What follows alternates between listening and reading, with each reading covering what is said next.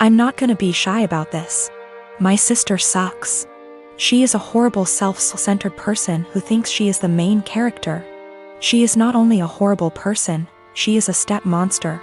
She married this guy, who is a freaking pushover. 3 years ago. He has 2 children, 10 and 6. My sister constantly complains about them, saying things like the 6-year-old is gross because he sips too loud or has stained clothing. For the love of God. He is 6. That's what a child is supposed to do. And she is so mean to the 10-year-old girl. She acts straight out jealous of her. I've caught her taunting her, that daddy loves my sister more than her. She is horrible. I have straight up called her out, after trying to talk to her like a million times. At Christmas she was saying that I'd be nice to have the kids there, and I said, why? You hate them? This was when everything was almost over and she had been bragging to her friends that her husband had spent more on her than on daughter. A fight ensued. My parents reprimanded me, but my cousins took my side and called her out, noting every moment that they had witnessed her being horrible. Her husband obviously took her side and said that she was a wonderful stepmother and that the kids love her. To which I said that was a lie, as I had consoled them countless times after they were taunted by my sister. They left and we haven't talked since. One day I was running errands and run into my step-nephews who were with their mother. I had never met her. And honestly, she is wonderful. We decided to have some coffee. While the kids were playing, she asked me how her children behaved, etc. I said they were wonderful, and then I just spilled the beans on my sister. How awful she was. What I've heard her say to the kids, the inaction of her ex-husband. By the end she was horrified.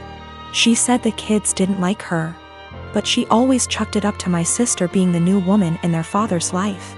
She said the kids never really said anything even when she asked.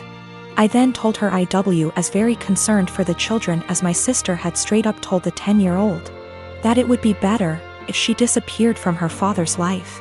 Their mother saw red and asked me if I'd be willing to testify. She said that this was unacceptable and she would be taking their father to court again. I said I would recount the events that I witnessed and could ask my cousins who witnessed a lot too. She was very grateful. I asked my cousins who were all willing to recount the events. Word got around to my parents and by extension my sister, and they have been calling me the biggest asshole on the planet who would betray family on a whim. I am a 17-year-old female, and I live with my mom, stepdad, and stepsister and stepbrother. I lost my dad to cancer when I was 13 years old. We were very close and his death was a major loss in my life. I wasn't able to keep much of his belongings because of my stepdad's insecurities and lack of sympathy and respect for me and my dad. It's sad to say that mom moved on relatively fast. My stepsister and I share a room together. My stepbrother has the bigger room because he's a man, and as a result me and my stepsister are always in conflict. She wants me out during the day as she uses the room as her art studio. She recently accused me of stealing her tools and convinced her dad to get a lock, so now I'm being forcefully locked out and can't get in till after a huge argument and getting mom involved. My stepsister had an argument with her brother and ruined his gaming console when he was out. He came into the room quietly in the evening, stood by the door and asked me to bring him my stepsister's acrylic paint set. I asked if he got permission. He said yes, so I gave it to him and went back to study. At dinner, my stepsister came downstairs yelling that her brother had access to her room and ruined her paint set. There was a lot of yelling and arguing. Stepdad asked how my stepbrother walked into the room when it was supposed to be locked. My stepbrother admitted I helped him out and brought the paint set to high. My stepsister went off on me, called an accomplice, then ran upstairs and took the gift I prepared for my dad for Father's Day. I picked up flowers I planted from our small garden that I take care of by myself, and prepared a nice wooden letter-shaped pot, used my dad's first initial and filled it with the flowers I picked and decorated it with ribbons. It wasn't that good, but it was like a floral letter. I planned to visit his grave and put the gift there. She damaged it to pieces. It was completely ruined. I yelled at her and kept crying. Mom and stepdad gave her harsh punishment and thought it was fixable, but I was so done I called my uncle, who came and berated my mom and stepdad. Stepdad offered to fix it and punish my stepdaughter harder, but I packed my things to go with my uncle. My mom begged me to stay, but I refused and didn't respond when she kept calling saying she did nothing to deserve to be shunned by me and my uncle, who told the family about what happened. The family told Mom not to come visit on Father's Day and are angry with her because I moved out over this. I'm in a relationship with a guy who also works in tech. He makes $68K and I make $130K. I am a mechanical engineer at a robotics startup. He works at a more stable job doing programming at a large company. He brought me to meet his friends at a party and they asked me about myself. His friends mostly work in tech too and talked about themselves in terms of their jobs. I told them I'm a hiker, I do archery, I love road trips and camping and riding dirt bikes, etc. Basically talking about my hobbies, because work is just a way to get paid to do the shit I love. It's not how I define myself, and it doesn't come to mind when someone wants me to tell them about myself. One of his friends asked about work and I said, oh gosh, I don't want to talk about work at a party. Spent my whole day sweating my ass off in 95-degree heat trying to replace this busted ass motor just to find the replacement. I wasn't lying or trying to downplay that I have a good job, that really is how I spent my day. And I wasn't in the mood to talk shop at a party. Some other conversations came up casually that probably also made me seem poorer, like me saying that car dealership repairs were a ripoff, and telling my boyfriend that my childhood neighbor's trailer caught on fire and I was gonna visit and help her out. I wasn't doing it on purpose, I was literally just talking about my life, but I guess I gave the impression I was poorer. It got later in the night, everyone was getting drunker, and some of his friends, not close ones though, were making jokes about me growing up in a trailer and being a gold digger, and being ready to jump to a richer guy.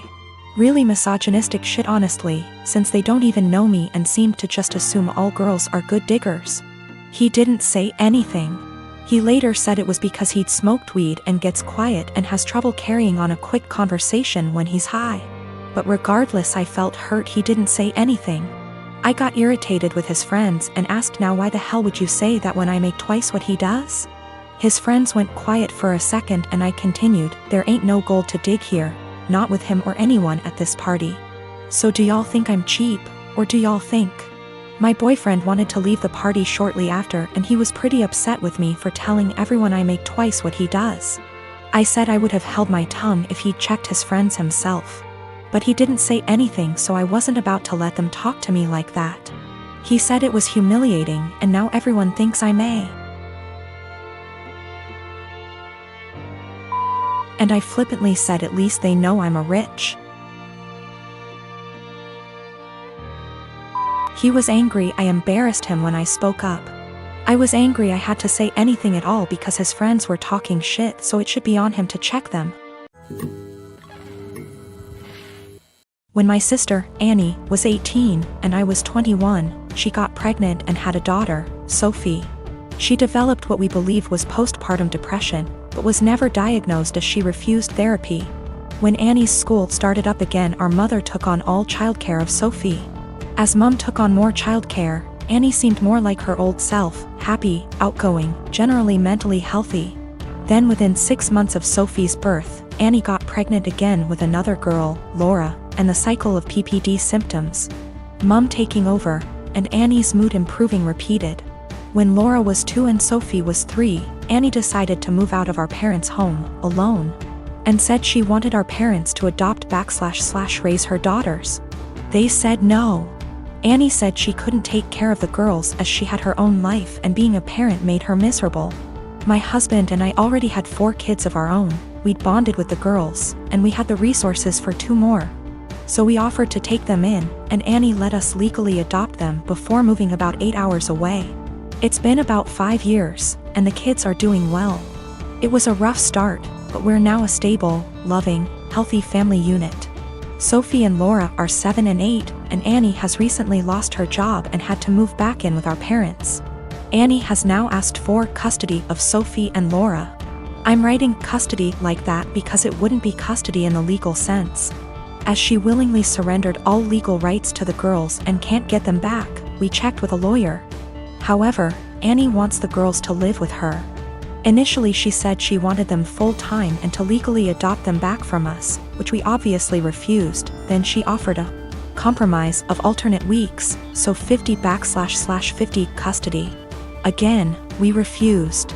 Given her insistence, we don't even want her around Sophie and Laura.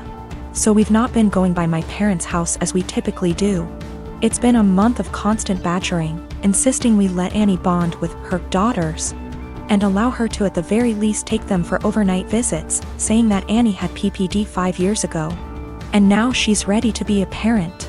I've responded that we are not babysitters, we are Sophie and Laura's parents.